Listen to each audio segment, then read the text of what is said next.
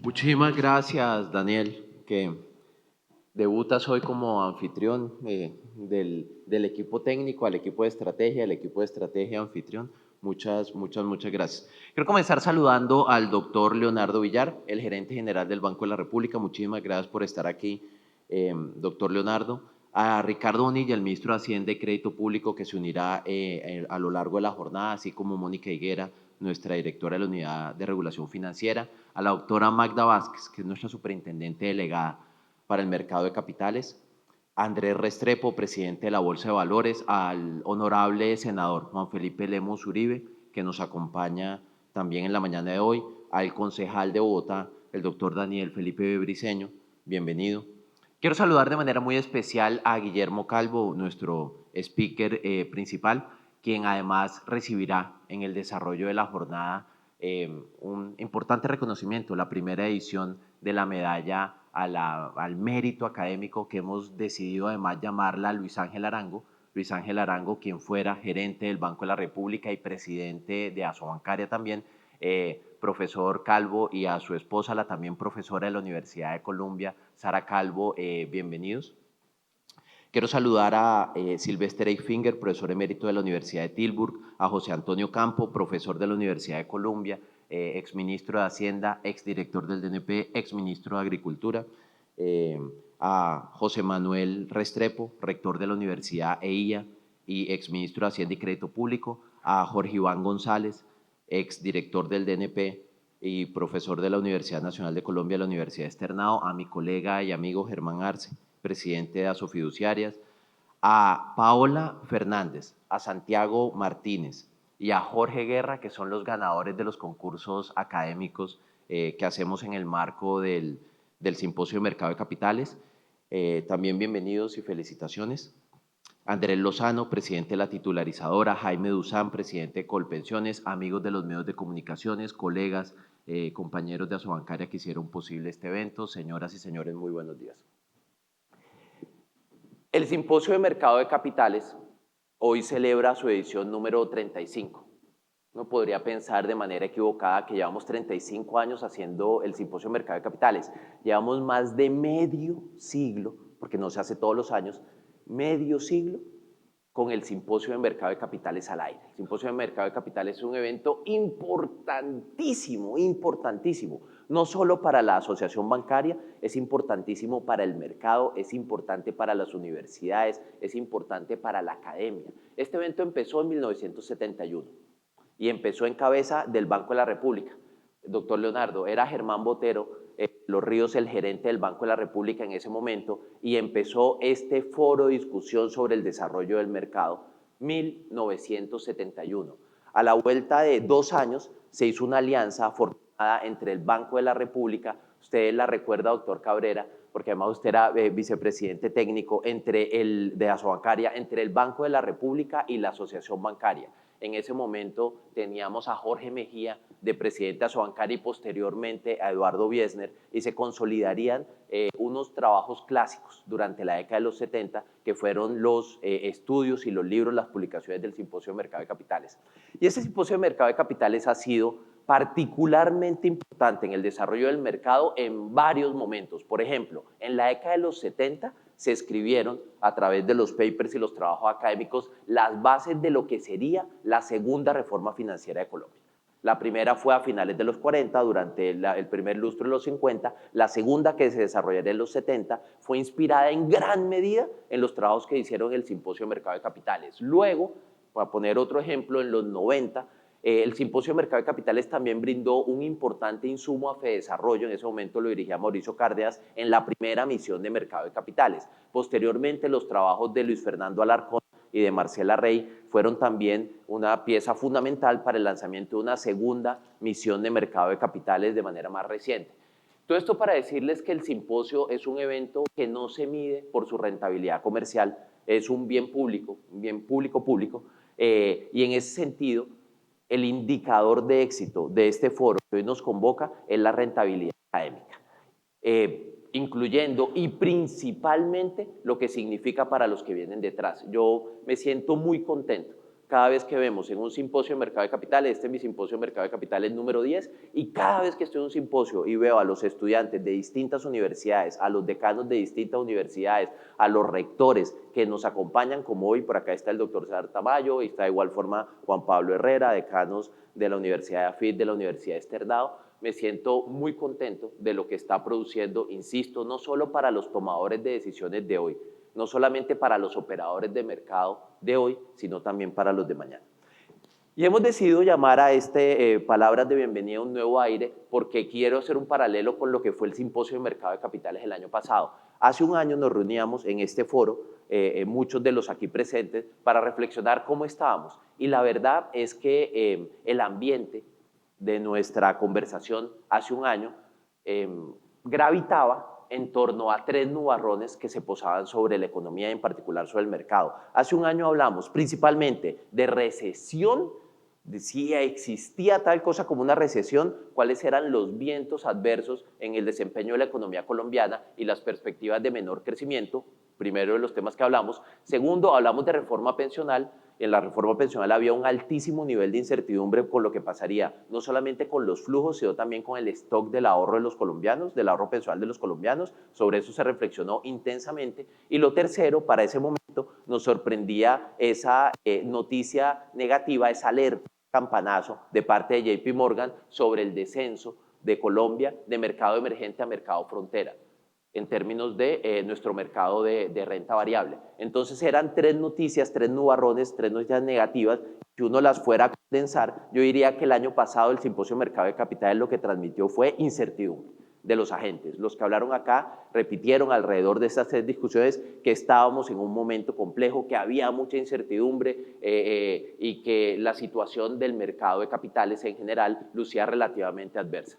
Lo cierto es que transcurrido un año, yo veo con enorme satisfacción que se empezaron a despejar estos tres nubarrones. Se difuminaron las nubes, se ve con muchísima más claridad el horizonte y en las tres dimensiones vemos la primera, recesión, no existió tal cosa. No existió tal cosa como recesión. Los últimos datos de crecimiento económico, de hecho, son buenos. Colombia está creciendo ya al 2.1%.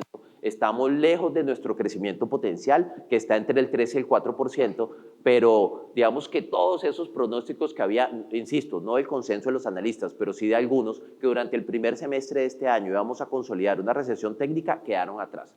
Las estimaciones de crecimiento, de hecho, para el año entrante del Banco de la República son del orden del 2.7% y si hubiera una corrección, uno creería que podría ser eventualmente al alza. Fedesarrollo cree que va a ser 2.6, pero de golpe hacen también una corrección al alza. Pero la OCDE y el Banco Mundial tienen estimaciones de crecimiento de la economía colombiana para el año entrante por encima del 3. Ojalá fuera del orden del 4, pero Colombia se acerca, digamos que ese proceso de recuperación se da, no se constituyó tal cosa como una recesión técnica y vamos caminos hacia el potencial. Primera nube despejada. Segunda nube, respecto a la reforma pensional, muy debatida, un tema que consumió buena parte del espacio noticioso y del análisis, de igual forma académico. Se tejieron muchísimas, pero muchísimas especulaciones de lo que pasaría eventualmente y lo cierto es que yo veo como dos noticias que tranquilizan al mercado que son muy importantes. La primera es que efectivamente el stock de los ahorros pensionales continúa en cabeza de los fondos privados, eso es importante. Y lo segundo, que yo creo que, aunque falta todavía reglamentación, pero fue una señal definitiva del Congreso de la República, enviándole un mensaje de tranquilidad a todos los colombianos, es que la administración de esos fondos, ya no del stock, sino del flujo, que es del orden de 17 billones de pesos, eso es 1.1% del PIB al año, más o menos, va a estar en cabeza del Banco de la República. Que el Banco de la República se encargue de esa administración despejó en gran medida, entiendo, y lo saben los operadores de mercado, me van a decir, falta la reglamentación. Claro que falta reglamentación, pero el hecho de que esté allí el Banco de la República, doctor Villar, es un mensaje de tranquilidad para todo el mercado, para todo el mercado. Entonces, en esa medida, ese segundo nubarrón también se despeja. Y tercero, respecto a el descenso hacia mercado frontera, vimos en los últimos meses, y también hará reflexión sobre esto nuestra superintendente delegada, varios indicadores que no nos ponen en un cuento de hadas, no existe tal cosa, pero sí en términos de capitalización bursátil, en volumen de negociación, en términos de transaccionalidad, el mercado durante los últimos 12 meses ha registrado cifras muy positivas. Solo para poner un ejemplo, la emisión de Davivienda. La emisión de la vivienda logró movilizar recursos de 720.000 millones de pesos de capital para la entidad. Fue una emisión exitosa y los volúmenes de negociación van avanzando. Entonces, las señales que nos decían que íbamos en descenso hacia mercado frontera también quedan despejadas, tampoco va a ocurrir tal cosa. Sin embargo, no podemos llamarnos al engaño de pensar que mágicamente el mercado de capitales de Colombia, que viene acumulando una década de desaceleración, tuvo un punto de inflexión y ahora todo mejoró de un día para otro. Seguimos, aunque las señales son inequívocamente buenas, durante el último año, seguimos con un nivel importante de rezago frente a nuestros pares regionales. Voy a pasar rápidamente, pero solamente en capitalización bursátil. Cogimos enero del 2015 y lo marcamos como 100 para ver qué tanto ha evolucionado el tamaño, ¿sí? La capitalización bursátil respecto a hace exactamente una década. Y Colombia está, hace una década de 100, hoy estamos en 100. Eso quiere decir que la capitalización bursátil de Colombia hoy es igualita a la que teníamos hace 10 años. En contraste, el resto de países de América Latina han crecido respecto a hace una década. Por ejemplo, México ha crecido un 40%, Brasil se ha duplicado, Chile ha crecido un 86%, y en ese sentido tenemos una suerte de rezago, digamos que una suerte de estancamiento. Todavía nos falta dar más dinamismo en ese sentido. Segundo, en número de emisores, uno puede decir, no, pues ahí tiene ilusión de tamaño, pues naturalmente la economía brasilera es más grande, la economía mexicana es más grande, es apenas normal que tengamos menos emisores que países que por tamaño, que por población y por tejido empresarial y escala, entonces tendrían, como es apenas natural, muchísimos más emisores en el mercado. Pero hay dos contraejemplos. Perú tiene 34 millones de habitantes, Chile tiene 19 millones y medio de habitantes, y Perú nos triplica y Chile nos quintuplica. Entonces, claramente, en número de emisores también tenemos un rezago frente a los estándares internacionales, hablando del vecindario. Y lo tercero, en materia de rotación, que es la transaccionalidad de los papeles respecto al volumen de los mismos, en términos de transaccionalidad también tenemos un rezago. Digamos que puede haber un consuelo en el dato de Perú, pero lo cierto es que estamos en la parte final de la tabla. Entonces, primeras como conclusiones de este mensaje de apertura es que nosotros estamos indudablemente mejor hoy de lo que estábamos el año pasado, indudablemente mejor, y que todo lo que constituía un escenario adverso en materia de incertidumbre empieza a despejarse y el mercado tiene hoy un panorama muchísimo más positivo del que teníamos 12 meses atrás. Uno, pero el segundo es que todavía tenemos que trabajar.